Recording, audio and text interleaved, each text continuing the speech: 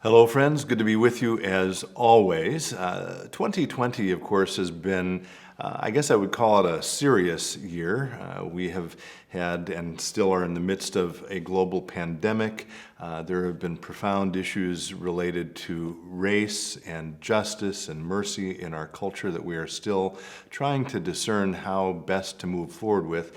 Today, I wanted to take a break from some of those serious issues and topics. We will come back to them for sure. But I was reflecting today on a lighter topic for a few reasons. We're taping this on a Monday. Yesterday, my wife and I and our daughter Sarah, who's actually off in the background as I'm taping this, watched our son Sam, who is a baseball player, pitch a gem of a baseball game. Actually, he pitched a complete game against last year's town ball champions. And if there is a summary of that game in the Sun Sailor by the time this is published, we'll try to link to that. But we've obviously been able to see very few of those games lately. His whole collegiate season was canceled, and his town ball season has been highly abbreviated. And of course, related to baseball as well, later this week, our own Twins will open an abbreviated season down in Chicago, which is where I grew up, by the way. They're playing the White Sox. I actually cheered for the Cubs. In my office, I've got a Cubs hat from the year they won the World Series, which was long overdue, and also a banner. This is the Fly the W. When the Cubs win, they have a W flag. Anyway, so that got me thinking about baseball, and some of you may know George Will, who wrote a book called Men at Work, The Craft of Baseball. And that reflection on men at work, working at what is something sort of more of a game, got me thinking about leisure as it relates to the Christian life. And I remember I preached a sermon a number of years ago, and I mentioned Jesus' sense of humor. And someone mentioned to me, I never thought about Jesus having a sense of humor, but I think he absolutely would have had to. He had a way to attract crowds and entertain crowds. I think it was a particularly Jewish form of humor, but I think he absolutely had a sense of humor.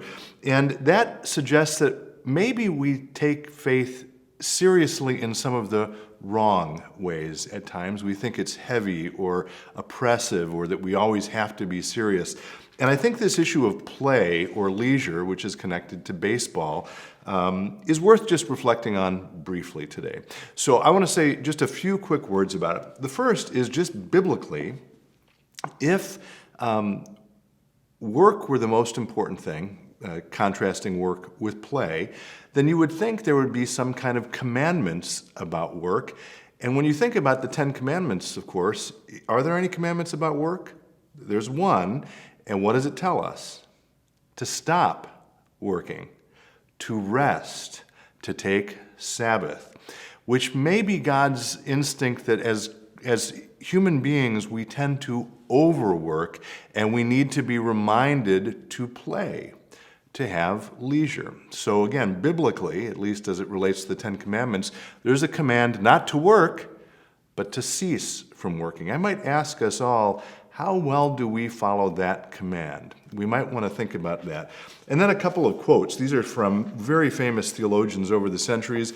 The earliest comes from Augustine, who said, this is a paraphrase, but he said, the whole of life must display a kind of rhythm in which leisure and action each has its place. Both work and play have their place in the Christian life. Similarly, Aquinas, after whom St. Thomas, the University of St. Thomas is named, said this: God plays. God creates playing. And man should play if he is to live as humanly as possible and to know reality, since it is created by God's playfulness.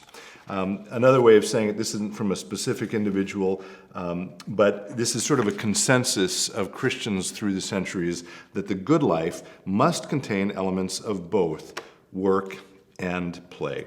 So since this is the summer, I guess my prayer for each of you is that you not only have some time for play and for leisure, whatever it looks like for you, but that you can genuinely relax into it and feel good about it. I started with a banner from the Chicago Cubs.